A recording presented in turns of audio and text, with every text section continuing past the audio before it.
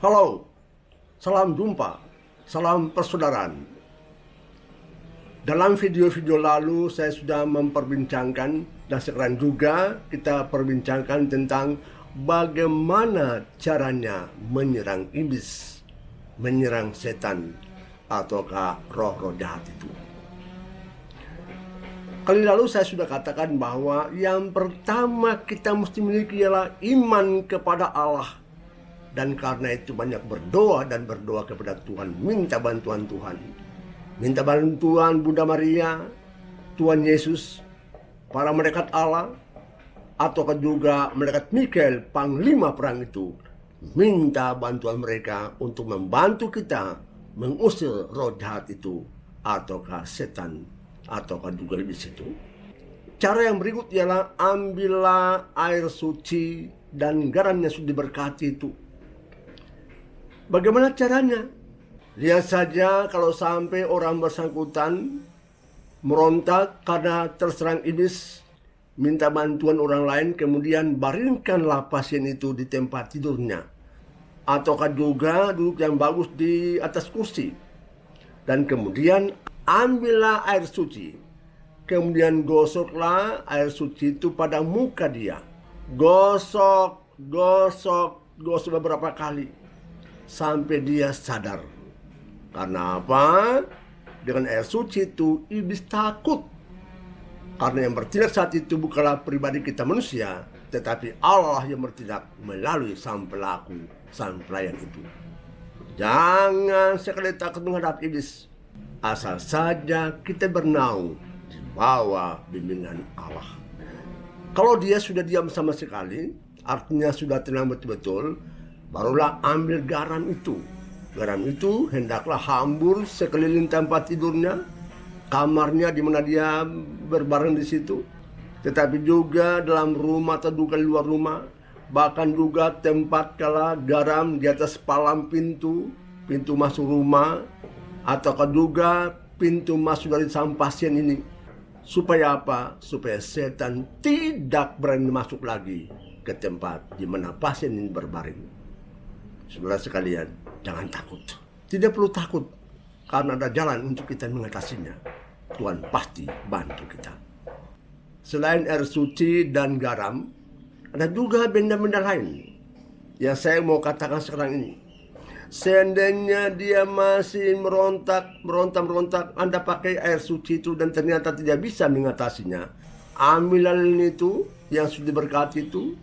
Kemudian pasanglah lilin itu, biarlah lilin itu bernyala dan tempatkanlah di depan muka dia.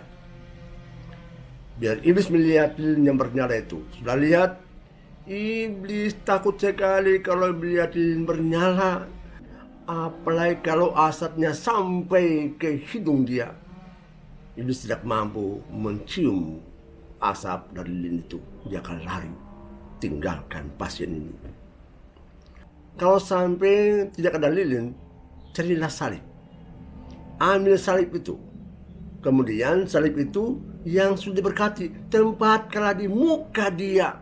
Sementara tempatkan salib di depan mata dia, katakan, dalam nama Yesus, ku perintahkan, keluarlah dan pergilah, sembahlah Yesus. Ingat kata-kata itu. Dalam nama Yesus, aku perintahkan, pergilah, keluarlah dan pergi, sembahlah Yesus. Ingat pesan saya, sembahlah Yesus. Dia takut kalau kita mengatakan nama Yesus. Salib penting. Kalau sampai tidak ada salib di rumah, Anda punya rosario itu. Ambil saja salibnya pada rosario itu dan tempatkan di depan mata dia. Kalau sampai dia merontak, itu tanda bahwa memang iblis sementara takut-takut. Dia mau keluar. Di saat yang sama Anda katakan, dalam nama Yesus, ku perintahkan, keluarlah dan pergilah, sembahlah Yesus. Saya ulangi, dalam nama Yesus, ku perintahkan, keluarlah dan pergilah, sembahlah Yesus. Iblis takut kalau mendengar kita menyebut nama Yesus.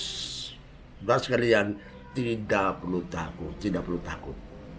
Karena ada banyak cara untuk mengatasi bila ada iblis atau setan atau roh jahat yang menyerang anggota keluargamu atau juga teman-temanmu atau saudara-saudarimu. Tidak perlu takut. Pesan saya ialah dalam rumah bila ada arca-arca atau patung-patung, entah Bunda Maria, Santo Yosef, ataukah patung apa saja, hendaklah patung-patung itu diberkati. Karena apa? Jangan sampai kasih kesempatan iblis menempati arca-arca atau juga patung-patung itu. Makanya rosario yang Anda pakai, hendaklah rosario itu sudah diberkati. Jangan sampai belum diberkati Anda pakai itu, Anda memberikan kesempatan kepada iblis untuk menempati salib atau rosario itu. Bukan cuma rosario, tetapi kita punya medali-medali. Hendaklah berkati medali-medali itu.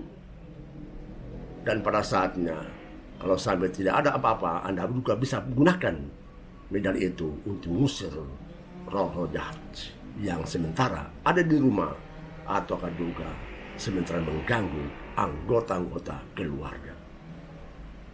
Di rumah hendaklah bersih. Semua benda-benda arca-arca yang memberkati, saya pesan sekali lagi, berkatilah arca-arca itu. Jangan biarkan begitu saja. Karena kalau kita membuat pembiaran, berarti kita kasih kesempatan iblis untuk datang mengganggu anggota-anggota keluarga.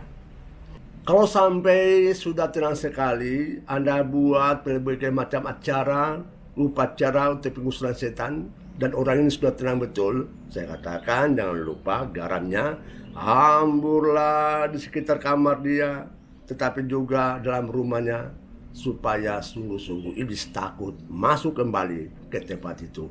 Termasuk juga hambur garam pada toilet. Jangan lupa. Itu penting. Selain garam, kita juga bisa menggunakan minyak urapan. Saudara, ada beda antara minyak urapan dengan minyak suci. Minyak suci itu sakramen. Dan yang Anda bisa pakai minyak suci itu adalah imam, pastor. Dialah yang akan mengurapi sampean itu. Dan minyak suci dipakai biasanya menjelang kalau sampai sudah sakrat maut. Kita gunakan sakramen minyak suci itu. Tapi minyak urapan beda. Minyak urapan itu bisa dipakai juga untuk pengusiran setan. Caranya bagaimana? Lihat, yang bersangkutan saya katakan sudah tenang. Berarti bahwa iblis sudah hilang dari dia. Kita gunakan minyak urapan. Diberkati dulu, ingat, diberkati dulu. Kemudian oleslah minyak urapan itu pada dahinya. Pada dahinya. Kemudian pada telinganya. Pada lehernya. Pada dadanya. Pada tangannya. Dan pada kakinya. Dan Anda percaya Tuhan menyaksikan apa yang Anda perbuat pada saat itu. Karena Anda minta lebih dahulu bantuan Tuhan untuk melakukan tindakan pengusiran setan itu. Saudara sekalian, saya harap bahwa uraian-uraian saya ini bisa membantu bagaimana caranya kita mengusir setan. Setan apapun juga, tapi kalau kita buat dalam nama Tuhan, Anda percaya Tuhan menyertai Anda pada saat Anda melakukan tindakan pengusiran setan itu di dalam nama Tuhan. Sampai jumpa.